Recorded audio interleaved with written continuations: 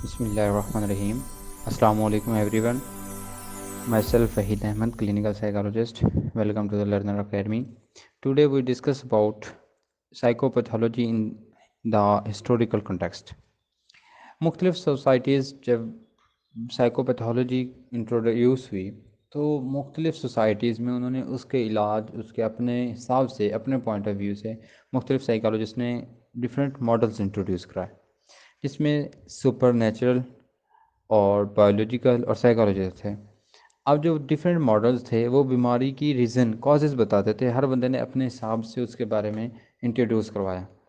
तो जो super natural था वो जब इन स्टार्ट अब नॉर्मल साइकोलॉजी जब मुतारिफ़ हुई तो उन्होंने इसको विच क्राफ्ट डेविल इन चीज़ों के साथ जब वो कहते थे कि ये जो विच क्राफ्ट वगैरह जब वो बिहेवियर को कंट्रोल करती हैं तो इसकी वजह से ये हो जाता है।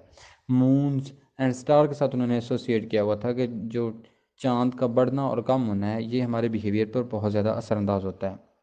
नावा डेज जो अंडर डेवलप्ड हैं, मतलब कि जो कंट्रीज़ अभी तक जिनमें लेक ऑफ इंफॉर्मेशन नॉलेज है वो अब भी इन चीज़ों को यूज़ कर रहे हैं। पॉवर्टी या लिटरेसी रेट जहाँ पे ज़ीरो, वो सुपर नेचुरल फोर्सेस को ही अप्लाई कर रहे हैं।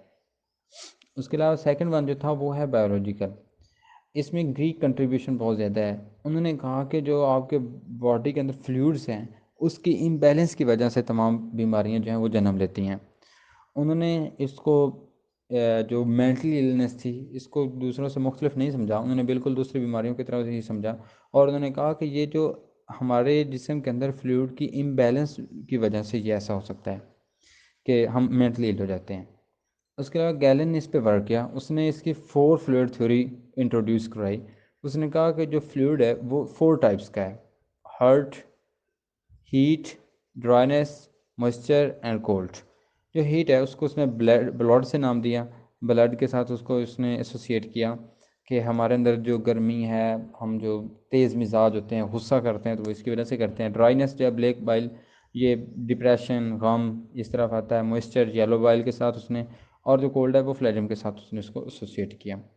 अब इन्होंने जो साइक सुपर नेचुरल फोर्सेस थी इनको ट्रीटमेंट उस दौर में कैसे ट्रीटमेंट करते थे तो वो ब्लड लेटिंग एक उन्होंने इंट्रोड्यूस करवाया था।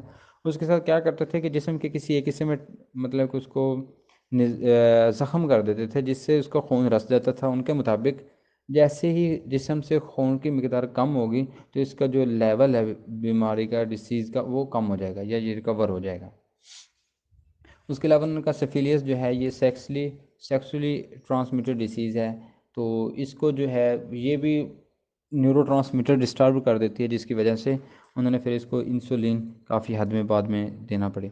और जब वो इंसुलिन दी गई तो वो बेहोश हो गए, कॉमा में चले गए, उसके बाद वो रिकवर हो गए। तो उसके बाद से इन्होंने इंसुलिन इस्तेमाल करना स्टार्ट कर दिया।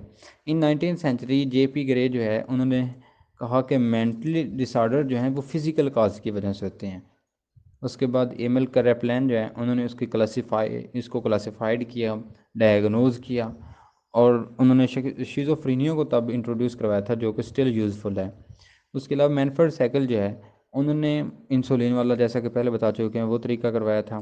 कुछ डॉक्टर्स जो हैं साइकोलॉजिस्ट उन्होंने ईसीटी और मोरल थेरेपी यूज़ की। उन्होंने कहा कि दूसरों के साथ जो है उनका कम्युनिकेशन, माशरे का सोसाइटल जो इनका है लिंक, वो अगर अच्छा होगा तो ये खुद को रिकवर कर पाएंगे।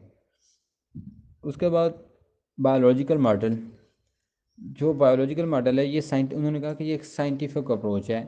इंसुलिन शॉक थेरेपी इसमें उन्होंने यूज़ की, ईसीटी की, सोशल इन्वायरमेंटल, जो प्लेटो और एरिस्टोटल ने सोशल इन्वायरमेंट पे जोर दिया था तब। उसके अलावा association of medical superintendents American institute of insane, जो कि बाद में प्रमोट होके जिसको एपीए अमेरिकन साइकेट्रिक एसोसिएशन के नाम से जिसको जाना जाता है आजकल, ये पहले association of medical superintendents American institute of insane AMSA के नाम से जानी जाती थी। इन लेटर जिसका नाम चेंज करके अमेरिकन साइकेट्रिक एसोसिएशन रखा गया। आगे फर्दर हम डिस्कस करते हैं साइकोलॉजिकल मॉडल। साइकोलॉजिकल मॉडल में psycho analysis, humanistic and behaviourist. Psycho analysis जो है सिगमंड फ्रॉइड इसका बानी है, फादर ऑफ साइकोलॉजी। उसने हाइप्नोसिस के बारे में इंट्रोड्यूस करवाया। उसने कहा कि जो क्लाइंट है, जो पेशेंट है, उसको फ्री एसोसिएशन दी जाए, उसको फ्रीली छोड़ा जाए, उसको जो भी बात वो बताना चाहता है वो फ्रीली, जो उसका एसोसिएशन का मेथड उसने वो यूज़ किया। हाइप्नोसिस के ज़रिए उसने उसके हवासात उसके पे कंट्रोल पा के उसके अंदर की बात जो वो नहीं निकाल रहे थे या उनके अनकॉन्शियस में थी वो उसने अपने इल्म तक लाया ताकि उनको ट्रीट किया जाए। उसके अलावा उन्होंने ख्वाबों का तजिया किया, ड्रीम एनालिसिस। माइंड जो है, स्ट्रक्चर ऑफ माइंड, उसने इड, ईगो और सुपर ईगो, इसकी 3 टाइप्स रखी हैं। इड जो है ये प्लेयर प्रिंसिपल है, ये only on focus on player, जबकि ईगो जो है वो रियलिटी है, वो लॉजिक बेस पे चलती है। और उसके अलावा सुपर ईगो जो है वो मोरालिटी है। जब हम सेल्फ एक्चुअलाइज हो जाते हैं तो हम सुपर ईगो मतलब कि मोरालिटी लेवल पे चले जाते हैं। उसके अलावा उन्होंने फ्रॉइड ने डिफेंस मैकेनिज़्म यूज़ किया। डिफेंस मैकेनिज़्म हम यूज़ क्यों करते हैं? हम अपनी ईगो को प्रोटेक्ट करने के लिए, कि ये हम ओनली नॉट यूज़ फॉर अब नॉर्मल, हम नॉर्मल लोग भी अपनी लाइफ में इसको यूज़ करते हैं। क्योंकि हम जब झूठ बोलते हैं तो उसके पीछे क्या होता है, हम किसी सदमे गहरे से अपनी ईगो को हर्ट होने से बचा रहे होते हैं। तो इसके डिफरेंट हैं, डिनाइल है, रिएक्शन है, फॉर्मेशन है, रिप्रेशन है, डिस्प्लेसमेंट है, सब्लिमेशन है, प्रोजेक्शन है। बहुत वक़्त हम अपनी जो फीलिंग्स हैं वो रिप्रेस कर लेते हैं। उसकी वजह क्या होता है, सोशल नॉर्म्स होती हैं कि आया कि हम अपने आप को तस्कीन पहुंचाने के लिए, अपने आप को परेशानी का सामना सोसाइटी के सामने अपने शर्मिंदगी से बचाने के लिए ऐसा करते हैं। आगे है psychosexual theory of and development. जो साइकोसेक्सुअल थ्योरी ऑफ डेवलपमेंट है, इसकी 5 स्टेजेस हैं: oral, anal, phallic, latency and genital. Oral stage जो है वो बर्थ से 18 मंथ तक होती है। उसके अलावा जो एनल है वो 18 month to till 3 years. And phallic stage जो है 3 year to 6 year. And latency period जो है वो 6 to 12 है।